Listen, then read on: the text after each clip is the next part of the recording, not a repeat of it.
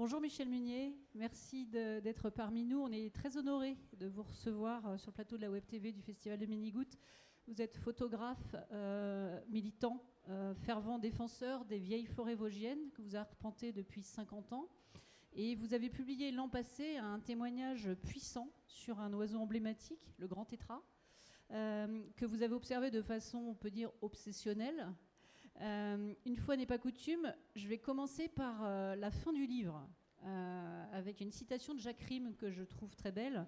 Donc, le grand coq, il est l'oiseau du silence, archaïque, l'oiseau préhistorique. Il n'est plus fait pour notre monde. Il disparaît sans bruit, chassé des forêts reliques par notre univers de brutes, de machines et de technocrates. Alors, la première question qui m'est venue à l'esprit quand j'ai lu votre livre, c'est pourquoi vous avez attendu l'inéluctable pour publier le livre, qui est une ode à l'espèce et à la nature en général, mais qui est assez déchirant en fait dans l'issue que vous nous présentez. Oui, alors bonjour. Oui, tout à fait. C'est un journaliste qui m'avait incité quand il était venu me voir pour un article. Fabrice Nicolino. Fabrice Nicolino, bien sûr, et qui m'avait dit, mais que tu prends des notes depuis 50 ans, mais ce serait intéressant que tu produises ce livre. Mais pour moi, c'était encore trop tôt, parce qu'en fait, il restait des oiseaux, et je craignais qu'en parlant de cet oiseau sur le massif, j'incite quand même certains curieux à venir et à accélérer le processus de la disparition. Donc voilà, en me replongeant dans mes carnets, après je me suis dit, ben oui, ce serait intéressant, parce que le monde a bien changé en 50 ans. Alors vous les avez noircis, ces calepins. Enfin, quand on lit en fait le début du livre, on est dans la fin des années 60. Enfin, on découvre votre découverte justement de l'oiseau. Et moi, j'ai été saisie par la précision des souvenirs. Donc c'est parce que vous avez vraiment détaillé vos notes ou parce que vous en avez des souvenirs très présents? Alors effectivement, comme tout ornitho, j'ai un petit calepin où je note succinctement les observations, les heures et tout. Mais en plus, comme je passais des nuits entières dans mon sac de couchage. 800 nuits et pas des petites nuits, parce que vous démarriez à 17h jusqu'à 10h pour ne pas déranger l'oiseau. Voilà, c'est en moyenne des nuits de 18 heures. Donc il se passe beaucoup de choses, même si on ne voit rien, si on n'entend rien. Intérieurement, il se passe beaucoup de choses. Donc j'avais dans mon sac de couchage un petit Rhodia à 5 et je notais bien souvent à l'aveugle, avec une technique qui était la mienne. Avec votre élastique Voilà, en mettant des doigts. Pour pouvoir vous relire. Mes doigts pour ne pas revenir sur.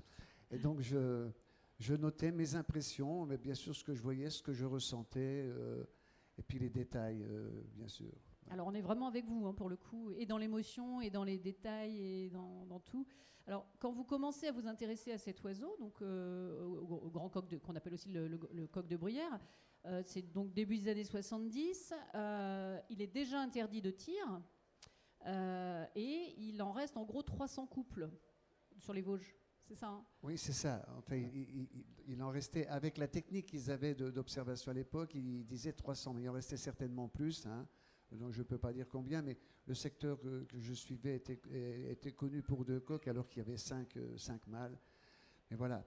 Donc effectivement, il a été interdit de tir en 72-73, un versant vosgien, un versant alsacien. Mais après, le braconnage s'est poursuivi quand même quelques temps. Parce que voilà, c'était le sens de ma question. Là, vous avez vu pour la dernière fois le dernier vieux coq. Donc c'est fini pour le grand tétras dans les Vosges. Donc quelles ont été les causes du déclin? Vous venez de citer le braconnage, mais il y en a d'autres? Oui, alors on peut citer la chasse, mais je pense que si vraiment toutes les autres causes avaient été solutionnées, on va dire, on n'en serait peut-être pas là, et encore. Donc les causes sont les mêmes causes partout, mais beaucoup plus criantes dans les Vosges, puisque la forêt vosgienne a été vraiment, après-guerre, coupée, avec des plantations de monoculture d'épicéas, parce qu'il y avait du bois mitraillé, et puis ça a été fait certainement à l'excès. Donc on a supprimé une grande partie de son habitat, ça a été, on va dire, la première grande cause ou la deuxième cause. Et puis après, très rapidement, le développement des loisirs de montagne qui se retrouvaient aussi sur les hauteurs. Si vous comprenez, ces oiseaux du froid qui, il y a un siècle, étaient autour d'Épinal même, donc se remonter parce qu'ils avaient besoin quand même du manteau neigeux pour justement la prédation qui était limitée. Et arrivé là-haut, eh bien, on a développé, c'était dans les années 80, le développement du ski, et principalement du ski de fond, puis les raquettes, et maintenant ce qu'ils appellent le loisir 4 saisons, c'est-à-dire dans les 4 saisons, vous avez des gens partout, maintenant avec le GPS, de jour, de nuit. Et le VTT électrique? Et le VTT électrique. Parce que vous expliquez bien qu'en fait, il y a eu une espèce de coup de grâce après le Covid, parce que les stations étaient fermées, et paradoxalement, il y avait une fréquentation quand même, parce qu'il y avait moins de neige, et que les gens venaient en fait quand même changer les idées, se balader. C'est ça. Oui, puis maintenant avec les GPS, on n'a plus peur de se perdre, donc on va un peu partout. Puis il y a des loisirs qui existent, comme le survivalisme, des choses comme ça, où on amène des gens dans le cœur des zones tranquilles. Et là, à ce moment-là, c'est quand même le coup de grâce. Et le dernier coup de grâce qui arrive maintenant, c'est les modifications climatiques avec plus d'hiver, plus de neige. Donc c'est un oiseau du froid. Il a tout un système d'adaptation au froid. Donc effectivement, il disparaît. Alors, dans ce livre, il est beaucoup question des vieilles forêts, donc et très sapinières, qui ont été donc remplacées par les épicéas, comme vous le dites, l'épécière. On va regarder tout de suite un extrait d'un film qui s'appelle Knock Knock, Woodpecker's World, d'Uwe Müller. Les pics possèdent une physionomie particulière pour résister à ces coups de bec répétés. Leur boîte crânienne est renforcée et une sorte de gel entoure leur cerveau, ce qui permet d'amortir les chocs et les vibrations. Tandis que ce couple est concentré sur les travaux, d'autres sont toujours à la recherche d'un partenaire.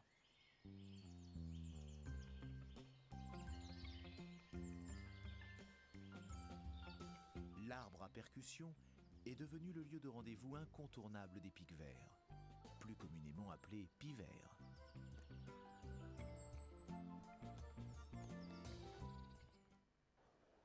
Alors, ce qui est sympa dans ce livre aussi, c'est que de temps en temps, au détour d'une page, on découvre aussi les premiers émois de votre fils Vincent, qui est devenu célèbre et très populaire au Festival de Ménigoutte, entre autres.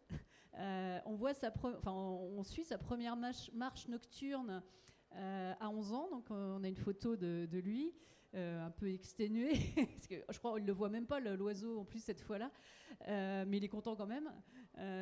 Et vous décrivez aussi son premier affût à 15 ans seul, où il est à 150 mètres de vous, dans un lieu assez confortable pour un bivouac par rapport au vôtre, d'après ce qu'on comprend, et où en fait c'est très émouvant parce que vous avez peur pour lui, parce que vous le lâchez, vous n'êtes pas loin, mais vous le lâchez à 17h et vous savez que vous le retrouvez qu'à 10h, mais il n'y a pas de portable à l'époque, aucun moyen de communiquer, et vous le matin, vous savez à peine s'il est encore là, c'est très sympa. Donc vous avez d'autres souvenirs de ce type. Ce souvenir-là, oui, il est très important parce qu'il voulait lui vivre ce moment seul. Et puis j'avais confiance quand même dans ce milieu-là. C'est un milieu tranquille. Il avait déjà bivouaqué avec moi, donc tout allait bien. Mais dans la nuit, il y a eu une tempête de neige quand même. C'est ça, et vous avez peur qu'il ait froid en fait. Voilà, alors je me suis dit, oh là là, comment il va résister? Et puis la forêt était silencieuse. Je me suis dit, est-ce qu'il a vraiment entendu quelque chose? Et après, quand je l'ai appelé, quand je l'ai interpellé pour qu'il sorte de son affût, je me souviens encore, j'étais marqué par cette bonne bouille rougie par le froid, avec un sourire extraordinaire, parce que d'abord, il avait tout seul vécu ce moment-là, puis il avait entendu un oiseau tout près de lui, donc c'était un grand bonheur. Et il vous montre avec sa moufle. C'est ça, il me montre l'arbre, là, il était là. Où il était, ouais. Ok. Alors, il y a un projet de réintroduction qui est engagé sur le massif vosgien, avec des oiseaux, des grands tétras scandinaves, suédois, je crois. Alors, votre avis sur ce... Norvégien, peu importe. À mon avis, je le dis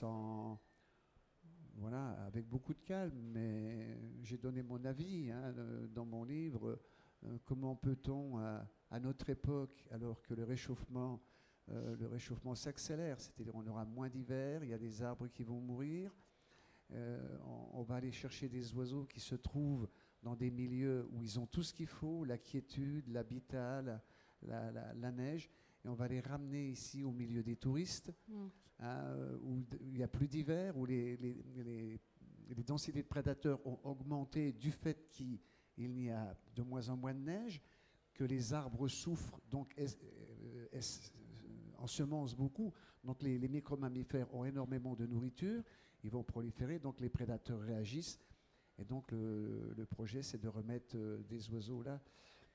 Maintenant voilà, ces personnes qui font là sont responsables, je n'ai plus rien à dire, Oui, je suis un peu démuni tout simplement. On les condamne un peu d'avance en fait. Oui, on veut maintenir une population artificiellement dans les Vosges. Mais il y a quand même une note positive. Vous avez quand même, vous dites quand même, on lâche rien. Donc c'est quoi la note positive par rapport à ce constat ? La note positive, c'est grâce à cet oiseau, on a réussi à sensibiliser les forestiers qui font un travail extraordinaire depuis 20 ans. On a reconstitué des habitats, et quand on reconstitue des habitats, c'est pas forcément pour le tétras, c'est pour l'ensemble de la faune. Donc il faut qu'on poursuive, c'est très très important, il faut poursuivre ces efforts de diversité forestière, de maintien des vieux peuplements et de maintien de bois morts sur le sol pour protéger le sol, notamment pour maintenir l'humidité et protéger le sol des vents secs et du chaud. C'est d'une importance capitale. Donc il faut vraiment que l'ONF, en haut lieu, comprenne que c'est pas parce qu'il n'y a plus de tétras qu'il faut arrêter les efforts. Donc le combat n'a pas été vain finalement. Non, voilà. Heureusement. Alors, avant de se quitter, 2 mots d'un autre ouvrage donc, qui est aussi celui d'une ornithologue, donc, qui s'appelle « Sur le chemin des oiseaux », donc d'Élise Rousseau. Alors là, on quitte les Vosges, on part plutôt en Bretagne. Et donc Élise Rousseau a déjà écrit un certain nombre d'ouvrages, dont une petite philosophie des oiseaux. Et là, donc, elle nous fait partager au quotidien sa passion des oiseaux, ses souvenirs de birdwatcheuse. C'est à la fois une balade contemplative et un cheminement philosophique. C'est chez Grasset et ça coûte 18 €. Merci beaucoup Michel Munier d'être venu jusqu'à nous après votre conférence. Et pour ceux qui sont sur le festival, il y a un certain nombre d'images qui sont exposées dans l'espace web TV qui sont extraites du livre. Merci beaucoup Catherine. Au revoir. Merci, au revoir.